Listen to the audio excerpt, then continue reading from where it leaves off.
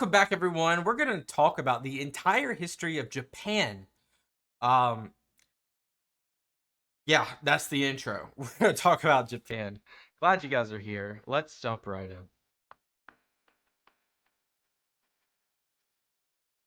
Japan, the land of the rising sun. A nation renowned for its technologically advanced cities, traditional cultural offerings, and immense natural wonders. I'm going to call, I don't know if this has ever been said before. Japan is the UK of the East. It's the UK of the East. Both have had imperial empires. Both share that Western cultural values with specific culture amongst itself. Both have a very strong, I would say, government and strong military and GDP. I think, yeah, and you could say the same thing in the inverse, that UK is the Japan of the West. So like, I think they're very comparable. I mean, they're obviously different in distinct culture, but they're very comparable in a lot of ways. There's some differences, some here and there with the culture, maybe the religion, but besides that, pretty similar. Which together make for one of the most sought-after tourist destinations in the world, attracting millions of visitors each year. Surprisingly, however, this level of openness to outsiders is a relatively recent phenomenon in the nation's history. Yep. In fact, for well over 200 years, from the 17th to 19th centuries, Japan's borders were firmly closed Except for one port in the south. to any outside visitors whatsoever. This time period, known as Sakoku, bore witness to a flourishing of Japanese culture, rapid economic growth, and dynamic societal developments, which up until that point had never been seen before. As a result, this gifted the nation with Beautiful wave right here. many of the iconic cultural treasures whose legacies have survived to this day. But how did this island nation undergo such a dramatic transition from a period of relative isolation into becoming one of the most developed and open countries in the world today?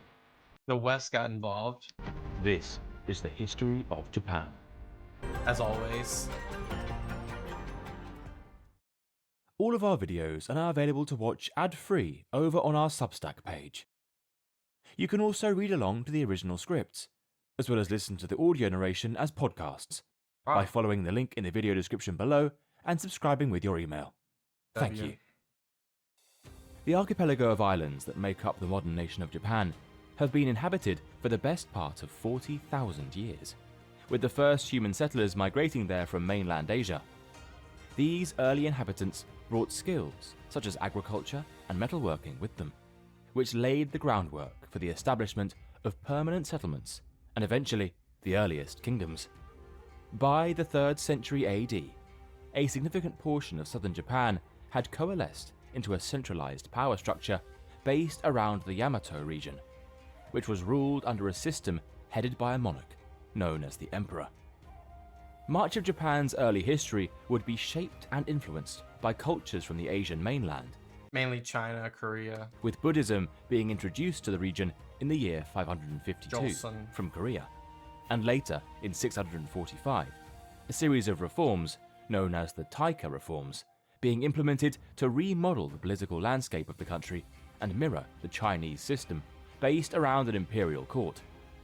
This court initially did not have a permanent home and was moved to a different location with each passing emperor. That was until 794, when Emperor Kanmu decided to fix the capital in one place, modern-day Kyoto, thereby initiating the beginning of the Heian period, which was to last for almost 400 years. Heian period. Is that in the same light of Shogun?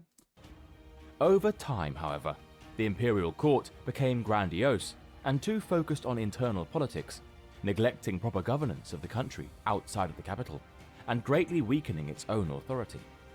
As a consequence, the land that was formerly under the control of the emperor began to gradually slip into the hands of local noble elites, which led to the emergence of a feudal system where power was decentralized and not centered on the imperial court in Kyoto.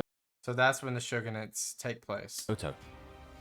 This decline in the central authority of the state led to powerful regional warrior clans, like the Taira and Minamoto, grow in strength. Backed by the military might of their samurai warriors, they were ultimately able to challenge the dominance of the emperor during the Heiji Rebellion of 1160, which was sparked by disagreement over who should inherit the imperial throne. This in turn escalated into the Genpei War of 1180 to 1185, with the Minamoto clan, headed by its faction leader, Yoritomo, eventually winning out over their rivals and subsequently establishing a new and separate military government based in the city of Kamakura, far away from the imperial court of the emperor in Kyoto.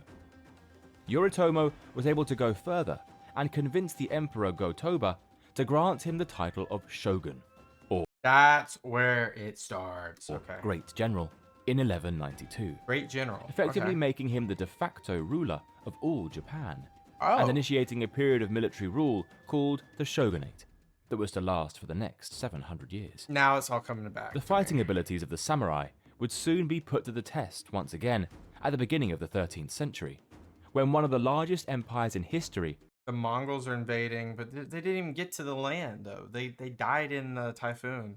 turned its attention towards conquering Japan.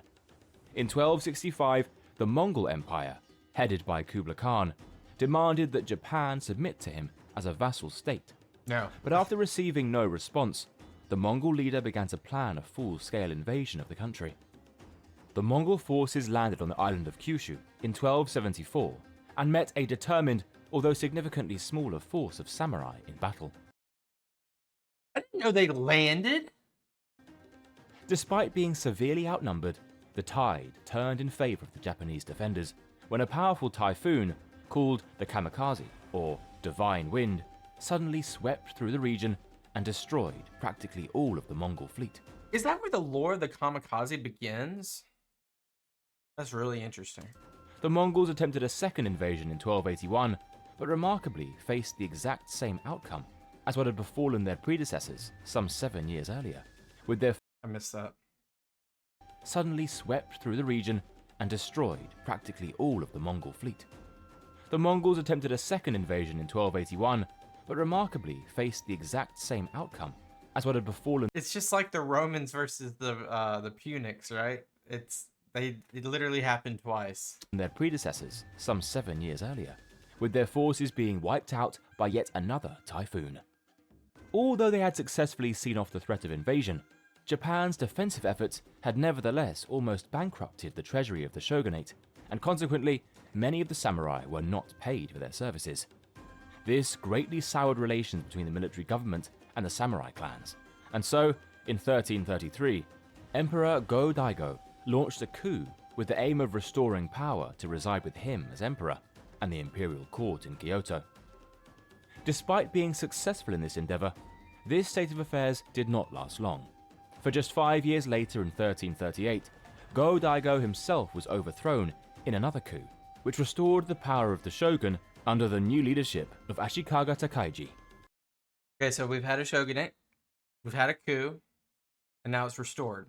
Even though the shogun's authority had been restored, actual power within Japan was retained amongst the regional samurai clans, whose feudal lords, called daimyos, directly controlled the land for themselves.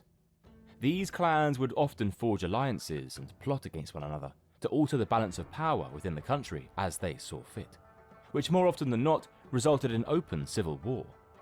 The most violent of these conflicts broke out in 1467, with the Onin War being fought to decide who would succeed the ruling shogun, Ashikaga Yoshimasa. The daimyos took sides in the conflict and effectively caused the feudal system to collapse, carving up the country for themselves into a patchwork of smaller independent states. So what was the de facto state though? This chaotic time, known to history as the Warring States, or Sengoku period, continued well into the 16th century and saw many significant military developments, such as the emergence of ninjas, who So like Black Ops versions of samurais. carried out covert assassinations and Yeah. espionage missions, as well as the deployment of Buddhist warrior monks called Sohei on the battlefields.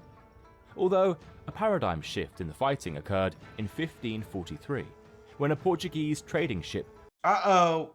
Knock, knock. was blown off course onto the island of Tanegashima, just Where were they going if they were blown off course? south of Kyushu. The 3 Portuguese traders on board were the first Europeans to set foot in Japan, and they quickly established mercantile relations as part of the wider Portuguese trading I guess that's depicting slaves as well in this. network, which covered much of the Indo-Pacific region. Once a year, the Black Ship, as the Japanese I wonder if that's the first time many Japanese ever saw African Americans. I said African Americans.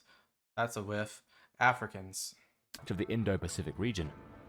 Once a year, the Black Ship, as the Japanese referred to the Portuguese vessel, arrived off the coast to buy and sell merchandise, chief amongst which were European muskets. These weapons were completely unknown to the Japanese before this time, and as a result, they quickly proved popular among the feuding daimyos. It's crazy that right across the water, because they're isolationists, they really, I guess they're not engaging with trade with China. Right across the water is where gunpowder was really formulated and created for use in China for the first time. It was kind of invented there, and then the Silk Road delivered it to the masses, and the knowledge of that and how to recreate it without the need of China. But I guess it never got to them. And as a result, they quickly proved popular among the feuding daimyos, who were looking to gain a tactical advantage over their adversaries. Yeah, can you imagine being on the short end of that in terms of the trade? Such a disadvantage. It'd be like the Anglo-Zulu War. So much so that by 1556, over 300,000 firearms were being used in the ongoing civil war. Similarly, the Portuguese also introduced Christianity to Japan, which greatly benefited their trading operations, with new converts being given preferential treatment in their ability to purchase guns, as well as, in some cases, receiving direct military support from the Portuguese themselves. Wow. One of the most prominent daimyos to cooperate with the Portuguese was Oda Nobunaga, Probably one of the most legendary figures in all of Japanese history here. who, although did not convert to Christianity, harnessed the technological superiority of European gunpowder weapons to great effect, and began to unite Japan under his rule. During the final stages of his grab for power in 1582, however, Nobunaga was ambushed and killed. He was quickly succeeded by one of his followers, Toyotomi Hideyoshi, a man of humble peasant origins who had risen through the ranks of the army to become a samurai daimyo, and who went on to complete the ambitions of his former master and unify the country. That's crazy. I didn't know that. Wow. Despite being the de facto ruler of a now unified Japan, Hideyoshi did not assume the rank of shogun, perhaps owing to his peasant background, and instead ruled as Kampaku, imperial regent, as well as Daijo Daijin, chancellor of the realm. He intended to bestow these titles upon his son, Toyotomi Hideyori. However, being still only a child at the time, Hideyoshi asked his 5 most trusted subordinates to pledge loyalty to his infant son, Council regents, they're not going to let him rule. until the time came when he was old enough to assume power. As soon as Hideyoshi died in 1598, however, civil war once again Who would have thought? erupted between the Japanese daimyos, with Hideyori's allies on one side and those loyal to Tokugawa Ieyasu, who was formerly loyal to Hideyoshi, on the other. The decisive battle came at Sekigahara in 1600, with Ieyasu being victorious over his rivals, ushering in a new era for Japan under the Tokugawa shogunate, which was to last for 268 uninterrupted years. Okay. This period, also known as their Edo period, owing to the shogunate government moving to the city of Edo, modern Tokyo, is perhaps Oh, okay. the most definitive era in Japanese history. The relative peace and stability that descended upon the country allowed for Japanese culture, the arts, and the economy to flourish in a period of prosperity. It did, however, come at a cost, for the Tokugawa shogunate introduced a series of harsh punitive measures to quell any potential form of social unrest, and severely clamped down on Christianity, spreading further within the country, So this was their cultural revolution. before eventually outlawing it entirely in 1638. In order to prevent any further foreign influences from taking hold in the country, the third Tokugawa, Iemitsu, introduced a policy known as sakoku Isolationism. in 1639, which effectively closed the country to outsiders and prevented any Japanese people from travelling abroad, returning from overseas, or building ocean-going vessels. Limited trade was only permitted with neighbouring China and Korea, and the only Europeans granted a trading license were the Dutch, who were confined to the small island of Dejima off Nagasaki. The remainder of the So it was selective isolationism, really. 17th century saw Japan continue to prosper and flourish under the successive Tokugawa shogunates, with the population doubling to 30 million and the government constructing 30 million? Wow. roads and schools to greatly improve the socio-economic output of the country. However, by the late 1700s and early 1800s, cracks had begun to show in the strength of the shogunate. The rapid growth in agriculture that had defined the early years of the Edo period had come to a halt, and the government's response to devastating famines during the 1830s was severely inadequate. While all this was going on, some Western ideas had gradually begun to take hold in the country, owing to the introduction of Dutch books covering the most recent European scientific discoveries, which were translated into Japanese and distributed from their trading base at Dejima. But that's what's supposed to happen. We're supposed to share technological advancements with each other. Japan's period of isolation would come to an abrupt end in 1853, when a fleet of American warships led by Commodore Matthew Perry arrived in Edo Bay.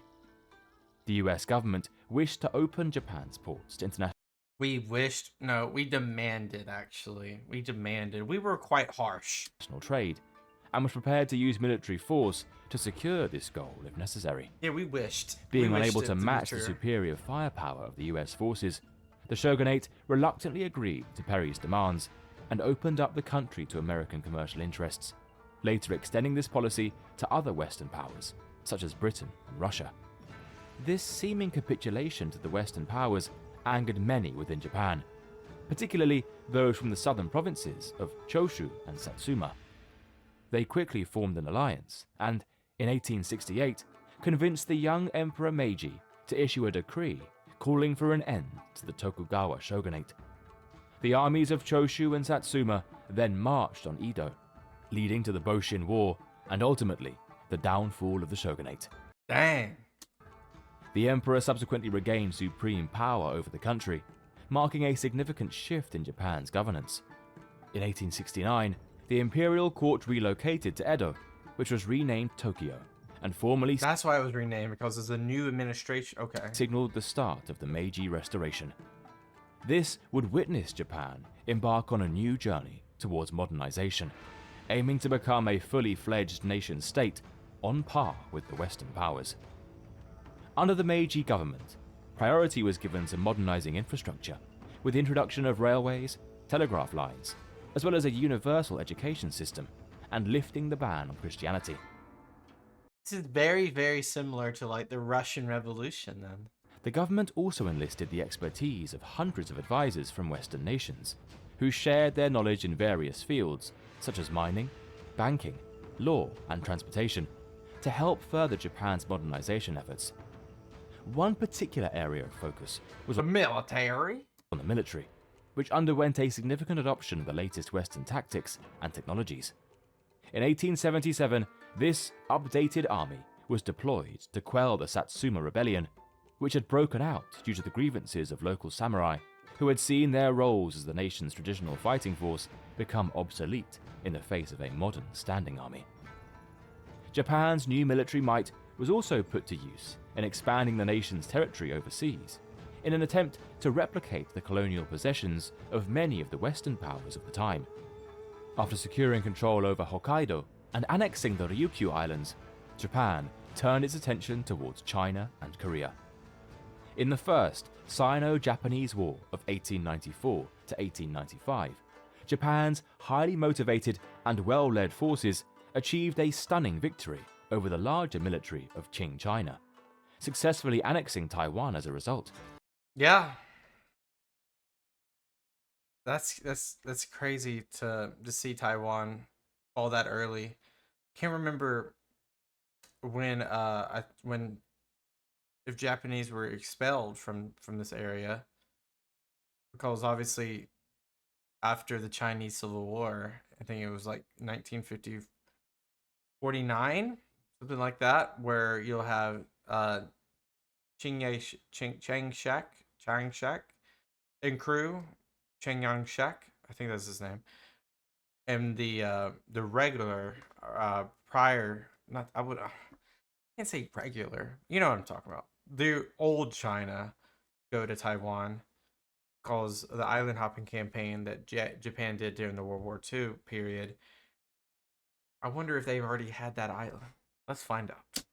In 1902, Japan signed a significant military alliance with Britain in order to counter the rising threat posed Of by Russia. a Russian expansion in the region. The inevitable clash with Russia ultimately came at the Battle of the Yalu River, Yeah, because their navy was horrible. which marked the Sorry, we're way ahead of ourselves. first time in decades that an Asian power had defeated a Western one. The Russo-Japanese War of 1904 to 1905 culminated in the dramatic Battle of Tsushima, in which Japan's newly built navy virtually annihilated their Russian opponents. These military successes allowed Japan to assert its dominance further across the region by annexing Korea in 1910. Korea must have. Wait, we haven't known really much history of Korea prior to like the Korean War. Like Korea must have just not had any. Like they must have been like they must have been kind of like how Japan was with the shogunate, for them to be that easily ran over. Thereby positioning itself not just as a regional power, but now as the predominant Asian power on the world I mean, easily, right? China's not that. Russia's obviously not that. It's 100% Japan. stage. Motivated by these recent military triumphs and further aspirations to expand across the Asia-Pacific region, Japan joined the Allies in the First World War, with the aim of acquiring new colonies in the South Pacific that were nominally under German control. Right, so they take the German islands, and that's what gives them a seat at the table during the League of Nations and the subsequent World War I peace talks. Following the conclusion of the war, Japan participated in the Treaty of Versailles and Yeah. enjoyed favorable international relations, which were bolstered by its membership to the League of Nations. However, like many other countries during the post-war period, a growing nationalist and fascist-inspired sentiment began to take hold within Japanese society, particularly within the military. But why? Like, it was going so well. Things were going so well. What was... Obviously, it's very easy to deduce why the National Socialist Party took effect. They were the losers of the war. But Japan wasn't the losers. Just curious. Let's Whose see. expansionist ambitions were becoming increasingly bolder. But why? These aspirations triggered the outbreak of the Second Sino-Japanese War in See, like, it doesn't tell me. I don't know. Let me know, guys, if you guys know. 1937, which saw further territorial acquisitions Manchuria. on the Chinese mainland Yeah. and a growing distrust of Japan's intentions in the region by the international community. Alarmed by this aggression and increasing levels of expansion, the United States imposed harsh economic sanctions on Japan to hinder any further war effort. With the outbreak of the Second World War in 1939, I will say Japan was fearless to just, like, whatever, right? Japan realized that it needed to realign itself geopolitically with other nations who shared similar expansionist views, and consequently forged an alliance with Germany and Italy in 1940, which further worsened its relations with the US. Japan also alienated other Western powers, such as Britain, the Netherlands, and France, by occupying further territory in Southeast Asia and encroaching upon the colonial possessions of the European powers. Ultimately, however, Japan's government, under the leadership of Prime Minister and General Hideki Tojo, decided that it would need to preemptively strike against the United States What a dumb decision. I will say that every time. if it was to lift the economic sanctions imposed upon it and secure the recent territorial Like, obviously we're a sleeping bear, and you I just don't understand what was going through there. They had bad intelligence. That's all I'm gonna say. Acquisitions it had made in the Pacific. Bad intelligence. On the 7th of December 1941, the Imperial Japanese Navy launched a surprise attack on the American fleet stationed at Pearl Harbor, Hawaii. This assault prompted the United States to enter World War II on the side of the Allies and begin military operations against the Empire of Japan, which had by now conquered other territories in Asia, including the Philippines, Malaya, Hong Kong, Singapore, Burma, and the Dutch East I mean, just look at that. Look at all that territory. Look at all that territory. Indies. The Allies, spearheaded by the United States, engaged in a fierce and prolonged conflict across the Pacific against Japanese forces. One of the key objectives was to secure small islands with strategically placed airfields that could be used for launching bombing raids on the Japanese mainland. However, the increasingly costly and slow progress of the fighting led the United States to realize that a ground invasion of Japan itself would result in incalculable losses for their troops. As a result, they decided to utilize a newly developed secret weapon to compel Japan to surrender. On the 6th and 9th of August 1945, the US dropped 2 atomic bombs on the cities of Hiroshima and Nagasaki, causing the deaths of well over 100,000 people. The Even more than that, right? surrender of Japan was conveyed to the Allies on the 14th of August and was publicly announced by Emperor Hirohito on national radio the following day. With the war over, Japan came under the occupation of Allied forces, led by General Douglas MacArthur, who initiated the reconstruction process. The Japanese military was disarmed, and the government underwent a process of democratization. Although Emperor Hirohito was allowed to remain in his position, he was required to publicly disavow his divine status, Dang. which had become a central tenet of the state Shinto religious system. Under the guidance of Prime Minister Shigeru Yoshida, Japan shifted its focus towards economic development, rather than pursuing an assertive foreign policy. Very much, I'm not gonna it's a different world, but very similar to like the UK. We're gonna stop worrying about our colonies. We're gonna start working on ourselves. In 1955, the Japanese economy had surpassed its pre-war levels, and by 1968, it had emerged as the world's second largest capitalist economy. Wow. The following decades would see Japan establish itself as a global leader in automobile manufacturing and as a major player in the electronics industry, resulting in an economic boom that was backed by Japanese-made consumer goods. Yeah. All of this post-war economic activity helped to shape and mold Japan into the successful nation that it is today, one that ranks high in almost every measure of global output and development, from economics to technology and even life expectancy. Oh yeah, easily. All of this is owed to the arduous work ethic and tenacity of the Japanese people, who, after having suffering hardship during the final stages of the world's most destructive conflict, decided to embark on a different path altogether towards rebuilding a modern nation-state that was free from the hostilities, divisiveness, and inequalities of the past. Well, this video really helps me understand a little bit more of like that struggle period and that continuation of like trying to evolve, but also trying to replace the old. The one thing, there's 2 things where I'm like kind of question marked on. 2 specific question marks here. One, is it what, 2 question marks? Yes, 2 question marks. One, after those 2 provinces in the south, I forget which ones they were, installed an emperor, right? They installed the emperor in Edo, created Tokyo. Why did they just say, all right, let's start? Is it FOMO? Is that why they tried to like initiate more overseas? Like, did they think that was the only way? I mean, I guess it was trendy at the time, right? I mean, most European powers, they probably even talked to a lot of these European powers.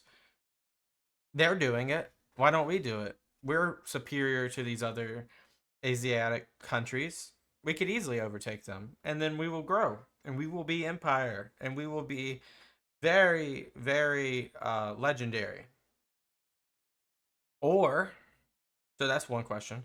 The other two, sorry, the number two question is, after World War One, you're in very much a good peacetime. Um, Obviously, there's no like direct correlation of why they just started becoming imperialistic again. Did they just get that taste? Was the World War? Did they? I think they were always that way.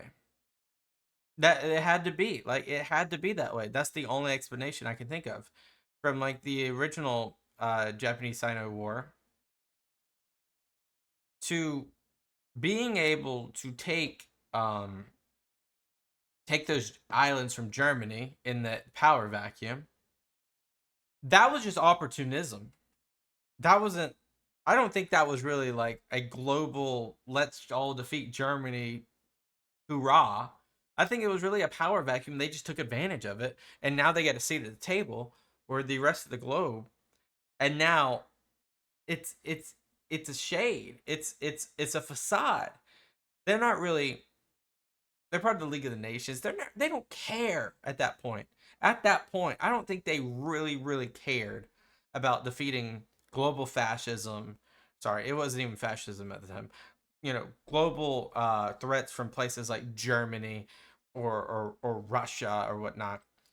It was more individualistic. It was not altruistic at all.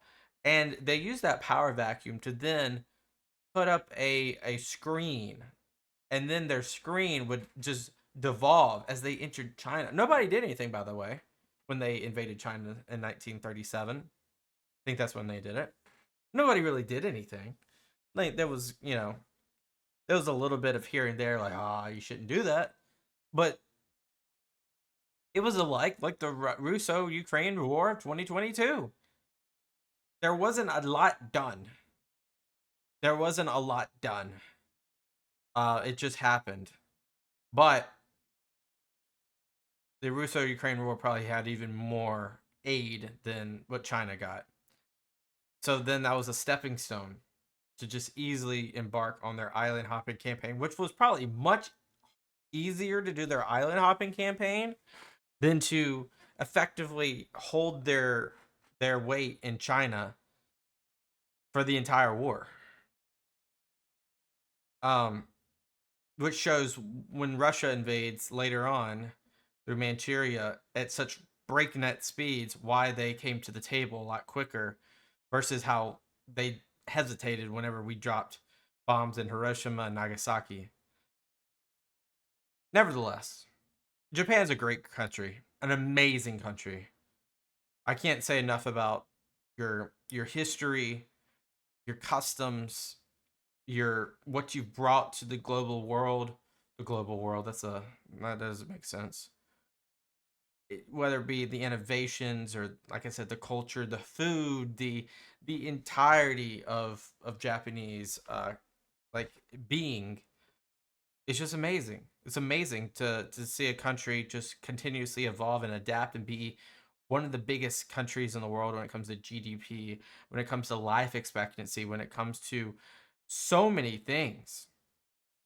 I don't know if I can say enough about it. Obviously, you're gonna have me not pat you on the back during the imperialistic times, but I'll be the first to say I don't think a lot of times, pretty much any country, I would say that too. Like the scramble for Africa is disgusting. The United States, what we did to Hawaii, disgusting. Like there's so many things in just the history of the world where it's obviously not a good thing that's happening, and we are recipients of that. We can't change the past. We can only learn from the history. Thank you guys for being here. I hope you have a great rest of your day. Peace out. Bye bye.